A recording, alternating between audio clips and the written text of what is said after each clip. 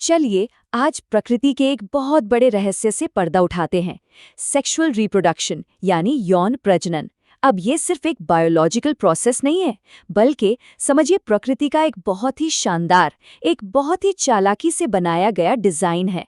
तो पता लगाते हैं कि आखिर इसमें ऐसा क्या खास है। तो सवाल ये उठता है, अगर एक ही पेरेंट से काम चल सकता था, जो कि ज्यादा आसान और तेज तरीका है, तो फिर दो पेरेंट्स की जरूरत ही क्यों पड़ी? प्रकृति ने ये इतना कॉम्प्लेक्स, इतना मुश्किल रास्ता क्यों चुना? ये एक बहुत ही जबरदस्त सवाल है और इसका जवाब हमारे अस्तित्व के लिए ही बहुत जरूरी है। और इस सवाल का जवाब जानने के लिए हमें रिप्रोडक्शन के दो मेन तरीकों को समझना होगा। तो चलिए दोनों को आमने सामने रखकर देखते हैं कि फर्क क्या है। तो देखिए, अलैंगिक यानी एसेक्सुअल रिप्रोडक्शन ये बहुत फास्ट और सिंपल है। इसमें जो बच्चा होता है वो अपने पेरेंट की एग्जैक्ट कॉपी, मतलब एक क्लोन होता है। दूसरी तरफ है यौन यानी सेक्सुअल रिप्रोडक्शन। ये थोड़ा धीमा है, थोड़ा कॉम्प्लेक्स है, लेकिन इसका नतीजा क्या होता है? एक ऐसा नया जीव जो बिल्कुल यूनिक है, एक नया कॉम्बिनेशन। और बस यही है सबसे बड़ा की पॉइंट। तो जो सवाल हमने शुरू में पूछा था, उसका जवाब एक शब्द में है विभिन्नता यानी वेरिएशन। सेक्सुअल रिप्रोडक्शन का सबसे बड़ा, सबसे जबरदस्त फायदा यही है। असल में ये प्रकृति का सर्वाइवल प्लान है। अब जरा समझते हैं कि इसका मतलब क्या है। चलिए इसको एक उदाहरण से समझते हैं, ठीक है? मान लीजिए एक पूरी की पूरी स्पीशीज है और उसके सारे जीव एक दूसरे के क्लोन हैं, मतलब बिल्कुल एक जैसे। अब सोचिए, अचानक से मौसम बदलता है, ग्लोबल वार्मिंग हो जाती है और तापमान बढ़ने लगता है। अब क्योंकि सब एक जैसे हैं, तो अगर एक उस गर्मी को नहीं झेल पाया तो कोई भी नहीं झेल पाएगा। पूरी की पूरी स्पीसीज एक झटके में खत्म हो सकती है। लेकिन अगर उनमें वेरिएशन होता, मतलब सब थोड़े थोड़े अलग होते, तो हो सकता है कुछ ऐसे होते जो उस बड़ी भी गर्मी को भी सह लेते। वो बच जाते और उनके साथ साथ पूरी स्पीसीज भी बच जाती। यही है वेरिएशन की असली ताकत।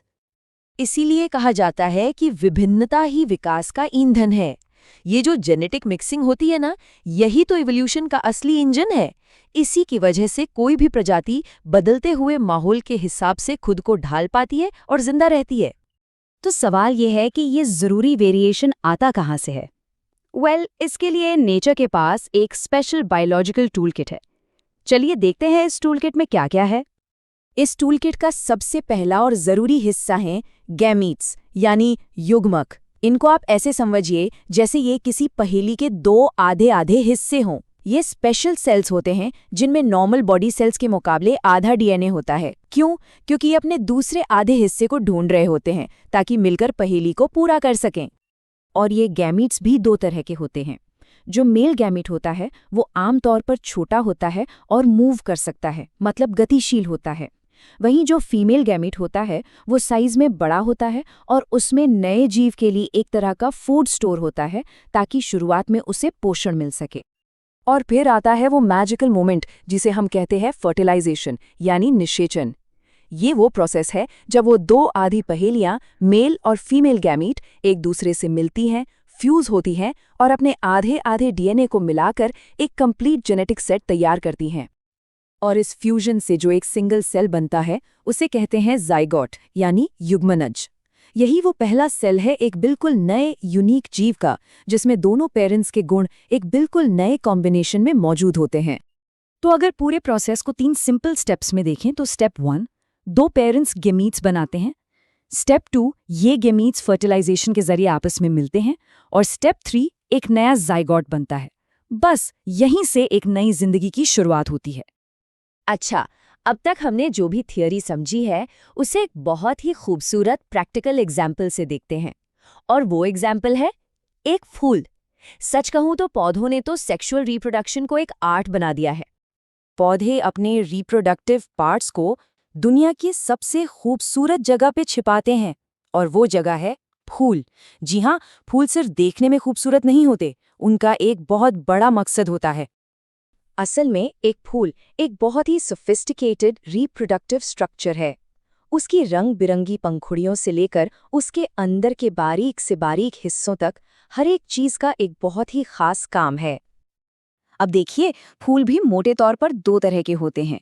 एक होते हैं यूनिसेक्सुअल, मतलब एक लिंगी, जिनमें या तो सिर्फ मेल पार्ट्स होंगे या सिर्फ फीमेल पार्ट्स, जैसे पपीता या तरबूज। और दूसरे होते हैं बाइसेक्सुअल, यानी उभयलिंगी, जिनमें मेल और फीमेल दोनों पार्ट्स एक ही फूल में होते हैं, जैसे कि गुड़हल का फूल या सरसों का फूल। तो चलिए अब एक फूल के और अंदर चलते हैं और इसके रिप्रोडक्टिव सेंटर को थोड़ा करीब से देखते हैं। सबसे पहले बात करते हैं बाहरी प्रोटेक्टिव लेयर्स की। ये जो हरी पत्ती जैसी चीजें होती हैं ना, इन्हें कहते हैं सेपल्स, यानी बाह्य दल।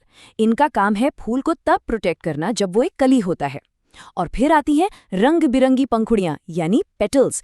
इनका काम है कीड़े मकोड़ों को, पोलिनेटर्स को अपनी तरफ अट्रैक्ट करना। अब आते हैं असली रिप्रोडक्टिव पार्ट्स पर। फूल का जो मेल पार्ट है उसे कहते हैं स्टेमन, यानी पुंकेसर। इसके भी दो हिस्से हैं। ये जो ऊपर वाला हिस्सा है ये है एंथर या परागकोश। यहीं पर पॉलन ग्रेन्स यानी पराग कण बनते हैं, जो कि मेल गैमीट हैं।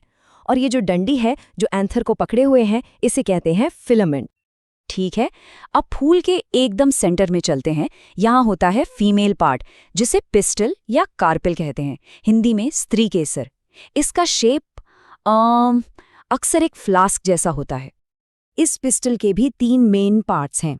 सबसे ऊपर है स्टिग्मा, यानी वर्तिकाग्र। ये थोड़ा स्टिकी चिपचिपा होता है ताकि पॉलन आकर इस पर चिपक जाए। फिर स्टिग्मा से नीचे तक एक ट्यूब जैसी चीज जाती है, उसे कहते हैं स्टाइल, यानी वर्तिका। और सबसे नीचे ये जो फूला हुआ हिस्सा है ये है ओवरी, यानी अंडाशय। इसी ओवरी के अंदर होते हैं ओव्यूल्स या बीजांड, और इन्हीं के अंदर फीमेल गैमीट सुरक्षित रहता है।